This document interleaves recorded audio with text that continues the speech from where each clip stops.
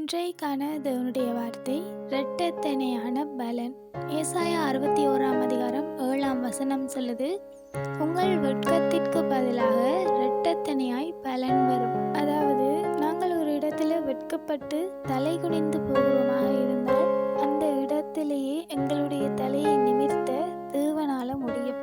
அப்படி எங்களுடைய வெட்கத்திற்கு பதிலான பலனை தேவன் எங்களுக்கு தருவார். ஆனால் இந்த வசனம் சொல்லுது, உங்கள் வெட்கத்திற்கு பதிலாக இரட்டத்தனையாய் பலன் வரும் என்று சொல்லப்பட்டிருக்கு.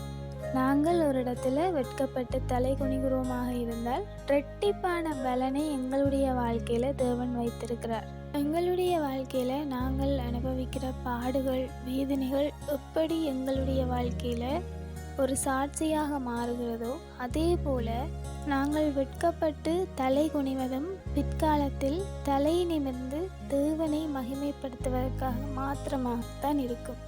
தள்ளப்பட்டகள் மூளைக்கல்லாக மாறிற்று, இது தேவனுடைய செயல் என்று சொல்லி நாங்கள் வசனத்தில் பார்க்கிறோம். அப்படி இருக்கும் பொழுது தள்ளப்பட்டதான அந்த கல்லை மூளைக்கல்லாக மாற்ற தேவன் போதுமானவராக இருக்கிறார். எங்களுடைய வாழ்க்கையிலும் ஏற்படுகிறதான வெட்கங்கள், தலை குனிவுக்கு நிகரான பலன், அதுவும் இரட்டிப்பான பலனை தேவன் எங்களுடைய வாழ்க்கையில தர போதுமானவராக இருக்கிறார். ஆகையால நாங்கள் வெட்கப்பட்டு தலை குனிந்தாலும் தலை குனிந்த இடத்திலேயே தலை நிமிர செய்ய தேவனால் கூடும். Have a hopeful day.